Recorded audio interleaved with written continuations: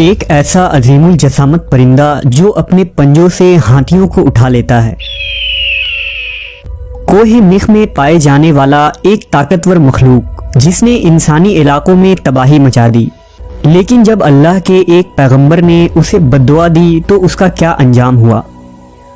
کیا عربی لوک کہانیوں کا یہ پرندہ سچ میں وجود رکھتا تھا؟ اور وہ کون سے پیغمبر تھے جن کا سامنا اس دیو قامت پرندے سے ہوا؟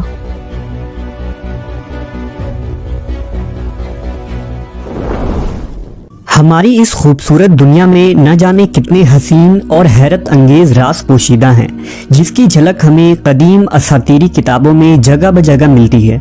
انسانی تاریخ میں کئی اقسام کے عجیب و غریب مخلوقات کی کہانیاں مشہور ہوئیں جن پر انسانی دماغ کا یقین کرنا مشکل ہے، لیکن وہیں ان کے متعلق معلومات ہمیں ان کی طرف کھینچ لے جاتی ہے۔ انہی مافوق الفطری مخلوق میں ایک نام عنقا کا ہے۔ عنقا قدیم زمانے میں وجود رکھنے والا ایک عجیب و غریب پرندہ تھا۔ اس پرندے کی پرواز بہت دور دراز تک ہوتی ہے۔ کہا جاتا ہے کہ عنقا سورج کے غروب ہونے کے مقام پر پایا جاتا تھا۔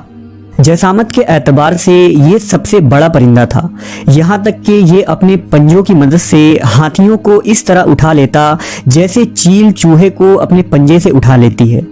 کہتے ہیں کہ جب عنقا ہوا میں پرواز کرتا تو اس کے پروں سے ایسی آوازیں نکلتی تھی جیسے بجلی گرج رہی ہو یا زور کا سیلاب بہہ رہا ہو۔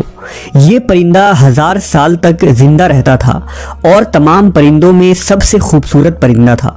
حضرت ابن عباس بیان کرتے ہیں کہ اللہ نے موسیٰ علیہ السلام کے زمانے میں ایک پرندہ پیدا کیا تھا جس کا نام عنقا تھا۔ اس کے دونوں جانب 4 بازو تھے اور اس کا چہرہ انسانی چہرے کی طرح تھا۔ اللہ نے حضرت موسیٰ علیہ السلام کی طرف وحی بھیجی کہ میں نے 2 عجیب و غریب پرندہ پیدا کیا ہے اور ان کا رزق وہ جانور ہیں جو بیت المقدس کے آس پاس پائے جاتے ہیں۔ پس پرندے کے اس جوڑے سے عنقا کی نسل آگے بڑھی۔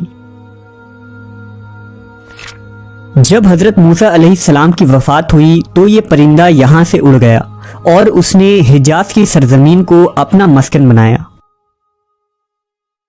روایتوں کے مطابق اس زمانے میں عرب کے شمالی علاقوں میں اہل رس کی قوم آباد تھی۔ اہل رس کے علاقے میں ایک پہاڑ تھا جسے میخ کہا جاتا تھا۔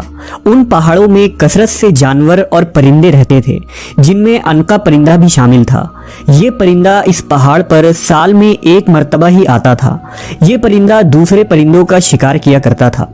ایک دفعہ عنقا کئی مہینوں تک بھوکا رہا کیونکہ اسے کھانے کے لیے کوئی پرندہ نہ مل سکا، لہٰذا وہ اپنی بھوک مٹانے کے لیے اہل رس کے علاقوں میں آ گیا اور بچے کو اٹھا لیا۔